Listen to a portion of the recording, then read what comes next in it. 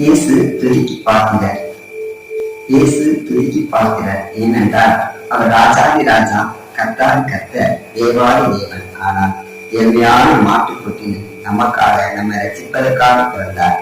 அதனால் அவர் துருக்கி பார்க்கிறார். இந்த உலகத்தில் மக்களோடு இணைந்து வாழ்ந்தார். பலவித அற்புதங்களை செய்தார். அவர் செய்த அற்புதங்கள் எழுத வேண்டுமானால் எத்தனை பைபிள் எடுத்தாலும் பத்தாது, அவ்வளவு அற்புதங்கள் செய்திருக்கிறார். அதனால் அவர் தான் துருக்கி பார்க்கிறார். இயேசு கிறிஸ்து நமக்காக உலக மக்களின் பாவங்களின் நிமித்தமாக சிலுவையை அறையப்பட்டார். யார் அவ்வாறு செய்ய முடியும்? தன்னுடைய பரிசுத்த ரத்தத்தை, விலையேற பெற்ற ரத்தத்தை நம் பாவங்கள் நிமித்தமாக சிந்தினார். அதனால் அவர் துருக்கி பார்க்கிறார்.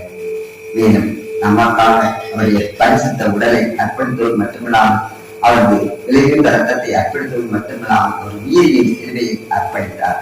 அதனால் அவர் மட்டுமே துருக்கி பார்க்கிறார். அவருடைய 2ஆம் வருகை வரப்போகின்றது. நமக்கு நீதி செய்ய அவர் வரப்போகின்றார். எனவே அவர் தான் துருக்கி பார்க்கிறார். இயேசு ஒருவரை துருக்கி பார்க்கிறார். நன்றி.